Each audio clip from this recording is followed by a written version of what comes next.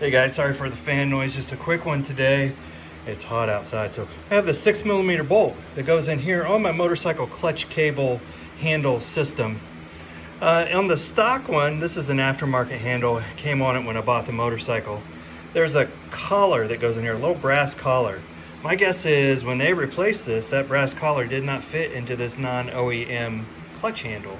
So they just sent it, right? They put this 6mm bolt in here, and you can see that is going to wobble around like crazy, and the pivot is just so way off and just so messed up. So I don't want to buy an OEM collar, brass collar, because it's probably not going to work. So what would I do? Go to maybe a hardware store and find a collar that's close, just try to take some of the slop out of it, because there is a nut that goes on the back side of this under here to hold it all together. Nah, we don't do that here. We're going to 3D print a custom collar. We're going to make it, probably just make it out of PLA Plus like we make all of our pew-pews out of. And then if we have to change it every year, we change it every year. I don't care, because until I replace this handle, this is going to work and it's going to be good enough. So let's get to designing that part. We're going to use OpenSCAD as we always do. And all this is a cylinder with a hole in the middle. So quick measurements, we're going to go about 9 millimeters on the diameter of that part going this way, right? About 22 millimeters in the depth, and 6.2 hole in the middle. We'll see. We may have to iterate that, but that's what we're going to go for. It's take us like 10 seconds to put this part together, and then we'll print it out and see how it works.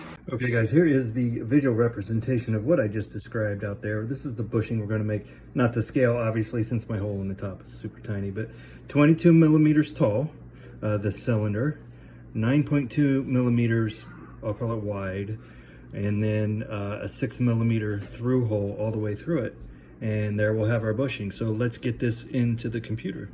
And if we check partzilla.com, that is our bushing right there. Collar is what they call it. It looks like a brass collar. Okay guys, here is the part.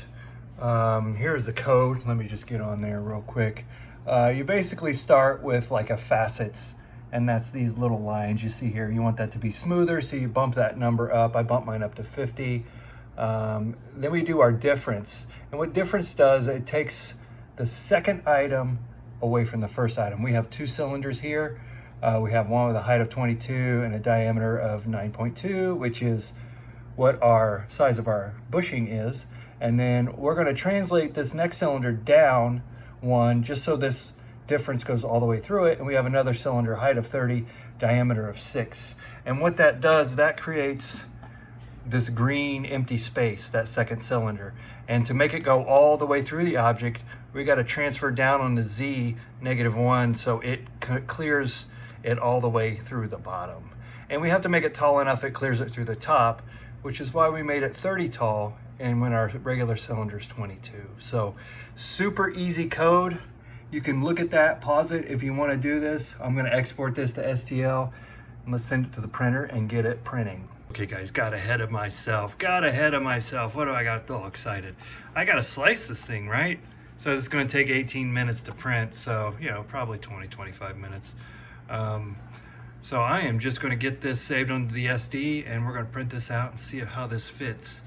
We may have to do a little sanding and stuff, but I think we'll get there. You know, one thing I thought about as I'm sitting here talking to you guys, I need to change the infill. I want this infill, I'm going to change it, I think, to, let's change it to 30% for now. Yeah, let's try 30%. We'll reslice this and see what that does to our time. It's still the same time. So I may end up printing it a little more solid. You know what, let's do that. I like to overkill things, right? Let's change this over to, let's change it to 75%. I mean, it probably wouldn't even hurt to do this at 100, but I don't know. Is that overkill?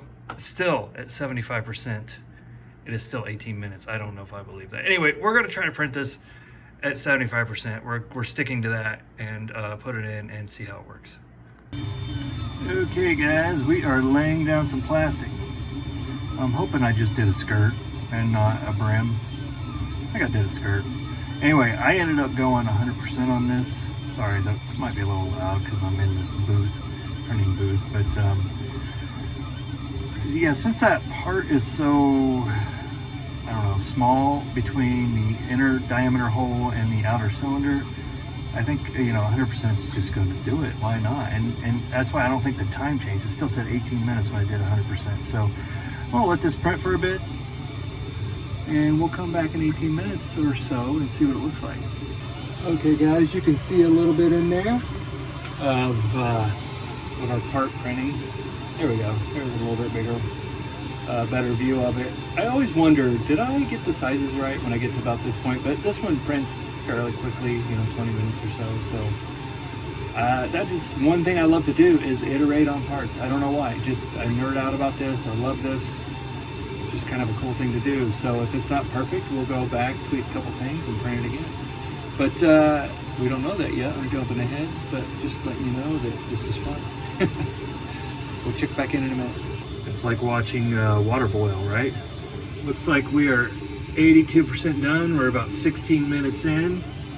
Should be wrapping up here in a few minutes. As usual, Kira lied to me. It's all right. 19 minutes, not bad. Oh, that must have me clog starting or something. That's a little rough. I'll take it though. So excited. Let's get out there and see if it fits. I better bring my files and drill bits just in case. Okay guys, it's gonna be hard to do this one-handed. Let me grab the bolt. That's what I want to try first, the 6mm bolt, because I made that hole exactly 6mm. Now when I measured that, it was like 5.86, but was I inside a thread? I don't know. So let's try it real quick. Okay guys, I'm gonna call that a success. I had to thread it in a little bit, but if I do that a few times, it'll get the, so you can see the plastic coming out a little bit on my finger there. So that's good. Now, let's see how it fits in here. Maybe I can just do this real quick. Oh, look at that. There's a little bit of play. Not much. Ooh. Now, should I try it like that? Let's see if I can get you in closer. I could probably even go up to 9.3, 9.4, I bet 9.5 even. I tell you what, we're going to try it like that. Why not?